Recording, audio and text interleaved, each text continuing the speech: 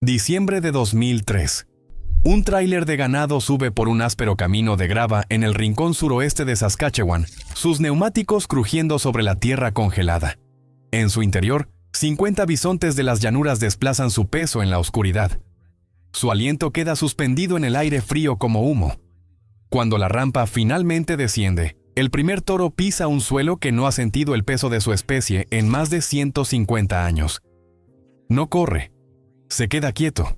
Respira. Escucha. Este es el momento en que una historia que comenzó con la aniquilación casi total entra en su capítulo más silencioso y más importante. Estos no eran bisontes cualquiera.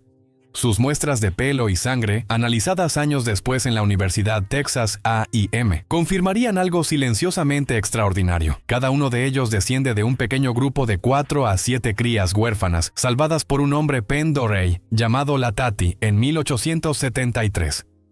4 a 7 crías. Según lo que nos dicen los estudios genéticos, eso es esencialmente toda la base genética de una especie que alguna vez sumó alrededor de 30 millones a lo largo de estas llanuras. Y ahora, en un rancho de 5,297 hectáreas llamado Old Man on His Back, esos descendientes estaban volviendo a casa. Esta es una historia que no comienza con una crisis, comienza con una pregunta. ¿Qué le sucede a un pedazo de pradera cuando le das tiempo, un herbívoro clave y personas que prestan atención? La respuesta te sorprenderá. Porque la tierra aquí no solo está sobreviviendo, nos está enseñando algo que olvidamos que sabíamos. Pero para entender sobre qué estaban pisando realmente esos 50 bisontes, hay que sentir la forma de este lugar.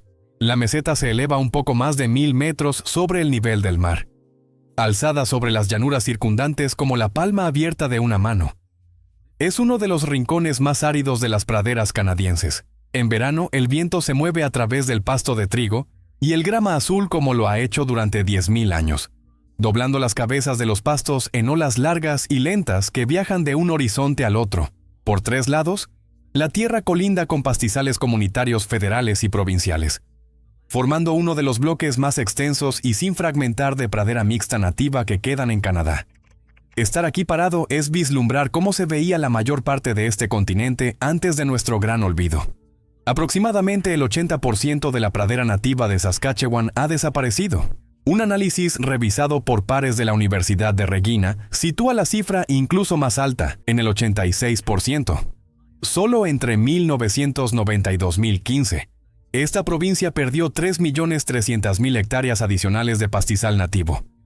Alrededor de 80 hectáreas cada día, 3,5 hectáreas cada hora. Saskatchewan, en esos 25 años, perdió pradera nativa a un ritmo más rápido del que Brasil perdió selva tropical. Y sin embargo, aquí, en esta meseta, la pradera se recuerda a sí misma. La manada hoy cuenta entre 80 y 100 animales, vagando libremente por las 5,200 hectáreas. El zorro veloz, que alguna vez fue completamente extirpado de Canadá y ahora se está recuperando, comparte este terreno. Águilas reales del oeste sobrevuelan en círculos. Los búhos llaneros volvieron a una madriguera en esta propiedad en 2011, por primera vez en 8 años. Y en 2015, la Sociedad Real Astronómica de Canadá designó a Old Man on His Back como la primera reserva nocturna de Nature Conservancy of Canada. El cielo nocturno aquí todavía se ve como lo conocieron nuestros abuelos. Y sin embargo, nada de esto existiría sin un ranchero llamado Peter Butala y una escritora llamada Sharon Butala. Peter nació en el rancho que su familia colonizó en 1913. Pasó cada día de su vida en esa tierra. Sharon era distinta, una académica urbana, una escritora, una feminista de la ciudad. Cuando se casó con Peter y se mudó al rancho, estaba, en sus propias palabras, aprendiendo a vivir en la naturaleza, dando forma a su vida de un modo directo según el clima, las estaciones, la salida y la puesta del sol y la luna. En 1989, los Butala se acercaron a Nature Conservancy of Canada y al Ministerio de Medio Ambiente de Minsk, Saskatchewan, con una idea. Querían donar sus tierras. No venderlas para desarrollo, no transmitirlas para arriendos de pastoreo. Donarlas para que la pradera pudiera ser pradera. La transferencia del título se concretó en 1996. Aproximadamente la mitad del valor provino del Saskatchewan Fish and Wildlife Development Fund, que a su vez se financia con licencias de caza y pesca. El resto vino de Nature Conservancy y sus socios. Los bisontes llegaron 7 años después. Peter vivió para verlos liberados sobre la tierra que había caminado toda su vida. Tenía 69 años. Le dijo a un periodista: «He encontrado muchos cuernos en esta propiedad, así que sé que han estado aquí. Es realmente algo verlos regresar». Peter Butala murió en 2007. Nunca vio a la manada alcanzar los 100 animales. Nunca vio a los bisontes de este rancho viajar a una primera nación. Plantó algo cuya cosecha no viviría para ver. Sharon siguió escribiendo. En Wild Stoneheart, ella deja que un solo campo vuelva a su estado natural y lo camina durante 20 años. 20 años de prestar atención a un solo lugar pequeño. Lo cual plantea una pregunta. ¿Cuál es la cosa buena más larga y más lenta de la que cualquiera de nosotros haya sido parte? Aún así, hay algo que los bisontes nos están enseñando. Y la paciencia de los Butala fue solo el comienzo. Lo que nadie comprendía del todo, incluso cuando los bisontes pisaron esta meseta, era cuán profundamente estos animales cambiarían la tierra bajo sus pezuñas. Durante décadas, los ecólogos discutieron sobre si los bisontes y el ganado vacuno eran ecológicamente intercambiables. Después de más de 20 años de investigación, la respuesta ahora está cobrando claridad. En 2022, un equipo liderado por Zach Ratajczak publicó un experimento de 30 años en las actas de la Academia Nacional de Ciencias. En Konza Prairie, en Kansas, compararon la pradera de pastos altos con bisontes, con ganado y sin pastoreo. Donde los bisontes fueron reintroducidos, la riqueza de especies vegetales nativas se duplicó aproximadamente. Los investigadores lo describieron como uno de los mayores aumentos registrados en la riqueza de especies debido al pastoreo en cualquier pastizal de la tierra. El ganado también aumentó la diversidad vegetal, pero el efecto del bisonte fue aproximadamente el doble de grande. Y durante una de las peores sequías desde el Dust Bowl, la pradera pastoreada por bisontes se mantuvo más resiliente que cualquier otra condición. Entonces, ¿qué hacen los bisontes que el ganado no hace? Un estudio aparte en el Parque Nacional Grasslands y en la Reserva American Prairie encontró que el ganado pasa entre el 45 y el 49% de su tiempo pastoreando. Los bisontes pasan solo entre el 26 y el 28%. Los bisontes se mueven entre un 50 y un 99% más rápido que el ganado cuando forrajean. Y los bisontes seleccionan biomasa vegetal intermedia, no la biomasa máxima que prefiere el ganado. Eso significa que los bisontes dejan tras de sí un mosaico mucho más fino y variado de parches pastoreados y no pastoreados. Un estudiante de maestría que trabajaba aquí en Old Man on His Back puso la conclusión de manera simple: la tierra necesita variedad. Hay una cosa más que hacen los bisontes y que el ganado simplemente no hace. Se revuelcan. Un revolcadero es una depresión poco profunda en forma de plato, que se forma cuando los bisontes ruedan en el suelo para mudar pelo y disuadir insectos. Estas depresiones pueden tener entre 1 y 10 metros de ancho y persistir en el paisaje durante décadas. Una tesis doctoral de la Universidad Estatal de Kansas encontró que los revolcaderos tienen una química del suelo diferente, comunidades microbianas diferentes y conjuntos vegetales diferentes a los de la pradera circundante. Después de la lluvia, algunos retienen agua durante semanas y funcionan como humedales efímeros para anfibios, invertebrados acuáticos y branquiópodos raros como el camarón de las hadas. Una de las cosas ecológicamente más significativas que hace un bisonte es echarse al suelo y rodar. ¿Cuántas otras pequeñas cosas en la naturaleza están haciendo un trabajo silencioso e importante que no hemos logrado notar? Y sin embargo, a pesar de toda la ciencia que estamos descubriendo, la parte más asombrosa de esta historia no tiene nada que ver con lo que los bisontes hacen por la tierra. Tiene que ver con cómo sobrevivieron, para empezar. Para entender por qué 50 bisontes bajándose de un tráiler en 2003 importa, hay que entender lo que vino antes. Entre 1872 y 1874, solo el ferrocarril Atchison, Topeka y Santa Fe transportó 459,000 pieles de bisonte hacia el este.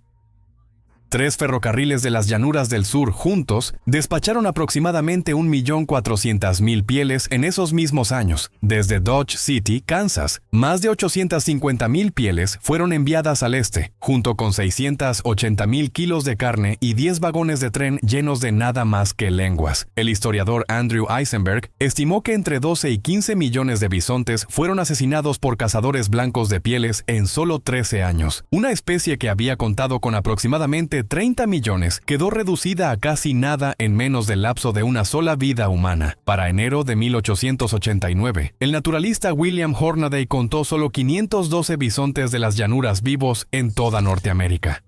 512, de 30 millones. Un colapso de más del 99,99%. Y en medio de ese colapso, en 1873, un hombre Penn Doyle llamado Latati, también conocido como Little Falcon Robe, tomó una decisión que lo cambiaría todo. El registro histórico de este momento es escaso, conservado principalmente a través de la historia oral indígena y el trabajo de investigadores en lugares como el White Museum en Banff. Lo que sabemos es que Latati estaba en territorio Blackfeet en Montana, y que reunió 4 crías huérfanas de bisonte, quizás hasta 7, y las llevó a casa. A partir de ese único acto, la pequeña manada creció. Para 1896, la manada que descendía de aquellas crías, construida por 2 rancheros llamados Michel Pablo y Charles Allard, sumaba aproximadamente 300 animales, la manada más grande de bisontes de las llanuras que quedaba en los Estados Unidos. Entonces, en 1907, el gobierno canadiense tomó una decisión que nunca ha sido igualada en la historia de la conservación. Compraron la manada Pablo Allard.